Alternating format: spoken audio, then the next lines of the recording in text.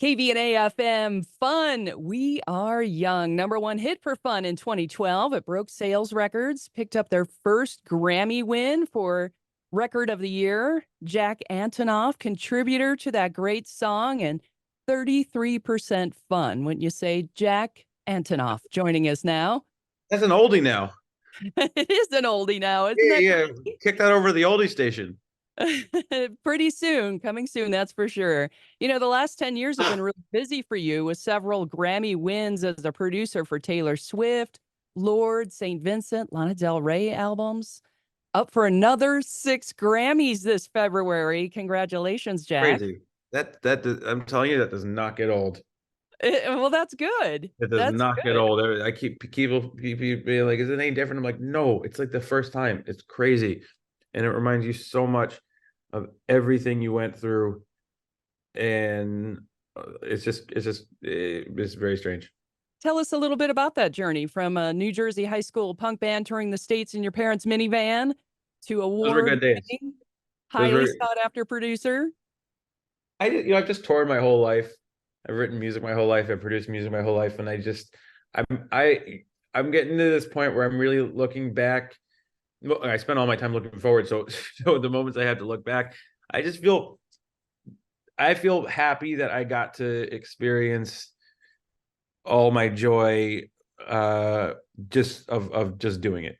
You know, Mhm. from 15 to about 25 or 26, I was on the road living at my parents' house, and I just was resigned to that being my life. And I wasn't after anything but just making sure I could do that. However, if I wasn't going to be able to afford my own place, that was cool. Whatever it was, I don't know. There's something about doing something that's bigger than getting paid for it, is doing something that is just quite literally your identity. Um, Mhm. that yeah, that's my bedrock, and I'm happy I got those years because I don't know what that would feel like to have any sort of recognition or cultural thumbs up when you're 19 or 23 or something like that. I don't know Mhm. what that does to you, because I wore all this armor of not having any success, Mhm. and it's still all over me, even if things are going better than they were. Well, at least you were living the dream, so we're pleased to have you with us here today, and, you know, all that hard work that you put in over the years and, more recently, while working with your side project, Bleachers, and now that side project moved to the front burner. How's that feel?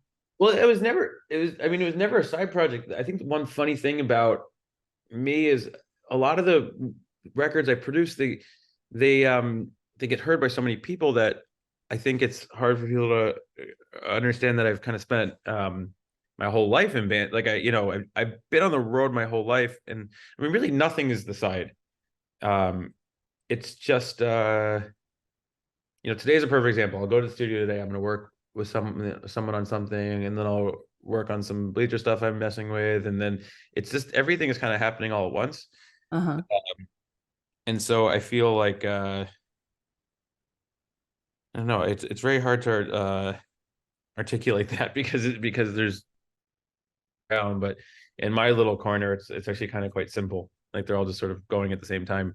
Yeah, I have to say you're great at multitasking, a great juggler.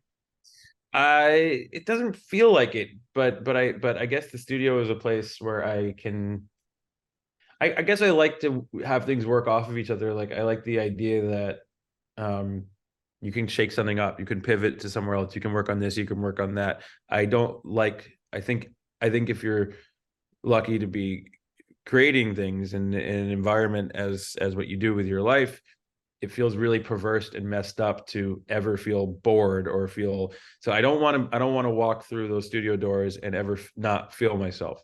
So I'd rather either not go or work on something else. So I have a pretty good rhythm of making sure that I'm always kind of on fire there.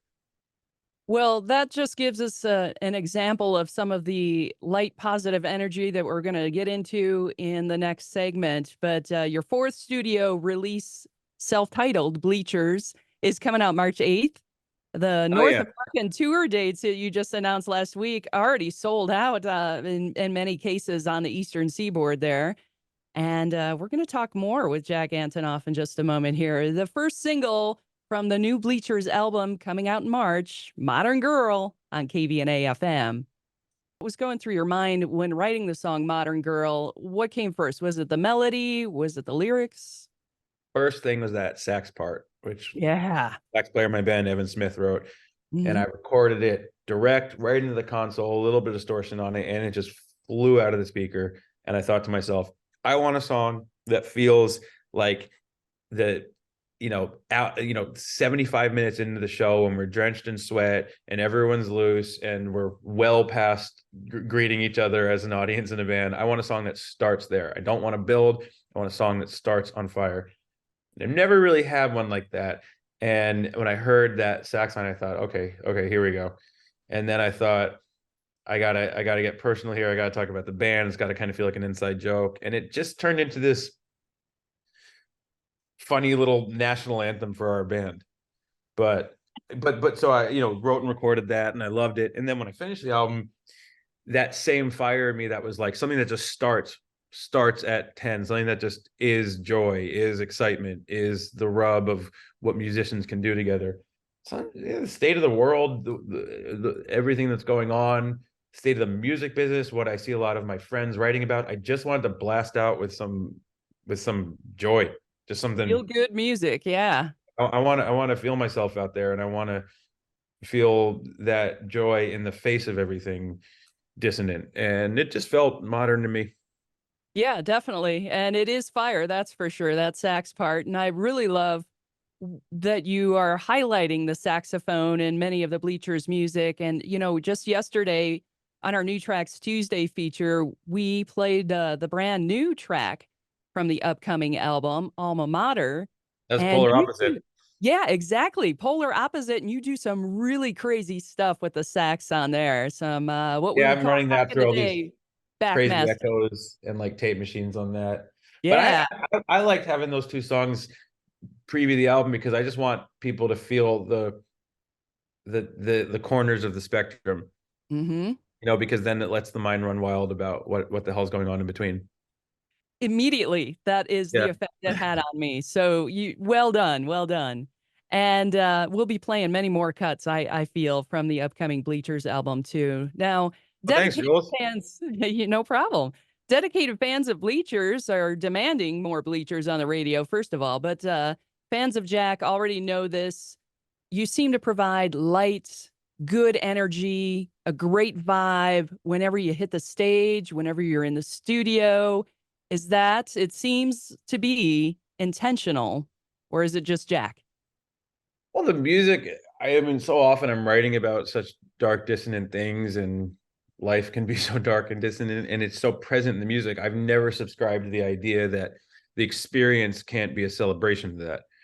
I'm Hmm. not religious, but I think about it like church. It's like, I think about New Orleans funerals. I think about gospel churches. I think about all these experiences where you could celebrate the hardest parts in life with song and with celebration and with movement. Like it just feels like almost like some sort of exorcism, like everyone knows what I'm talking about, and the fans know how intense a lot of these stories are. And so when we get together, I want to, kind of exercise some devils more than I do want to mope around each other. It's like we're together, it's tough out there. And I see that show is this place that's kind of the last stop on earth, and when we're together with the audience, there's no tomorrow, and that's that.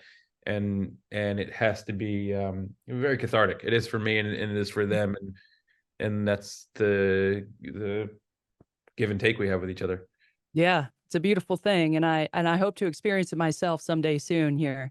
Now, sharing some of your light as well as your family members, you all take part in the Ally Coalition. Tell us a little bit about that. Well, I just grew up, that if you were someone who gathers people, I'm someone who gathers people. There's it's a missed opportunity to not do something for the world out there. So, all the shows I grew up going to was, $6 or $5 with a can of food. Shows always benefited something. I started an organization about a decade ago with my sister called the Ally Coalition, and just grassroots benefits to homeless LGBTQ youth centers. So whatever state we're in, the local shelter will come and table, and we do $1 of every ticket ever sold. We do benefit shows. And what's really cool about the organization is it's a structure that's built for any other touring artist to just plug into. So now we're on tour with tons of different artists, and we have this whole network of local organizations, and That's awesome. it's just it's just a nice way to, like I said, if you're going to gather people, it's a missed opportunity to not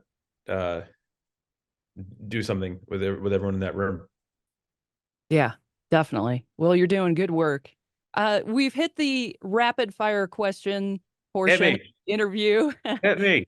Some time ago, I watched a video of you explaining the recording origins of Stop Making This Hurt, a top 20 hit for Bleachers. And it's fascinating to watch you construct in the studio. Where is Jack's happy place? Is it the studio or the stage? Hey, here's the problem. It's split. I can't Yeah, have one without the other, and so that's my cross to bear. that's pretty apparent in this interview alone because you speak very highly of both experiences. Now, do you have an annual holiday tradition that you take part in this time of year? Not really. But I do believe I get very wistful at the end of the Yeah. year and very hopeful. I love this time because no matter what you do or believe, just the passage of the year and everyone things slowing down, I feel like the cynicism kind of drifts away from all of us. So I enjoy the world a lot in these months. Yes, very nice, very nice. Okay, well, you passed through the rapid fire question Hey, session. That's right. And again, thank you for getting dressed up like a heart attack, Jack Antonoff. anything for Jules. All right, thank you so much for Take joining care. us, Great to talk. Northern Arizona. Going right into Stop Making This Hurt.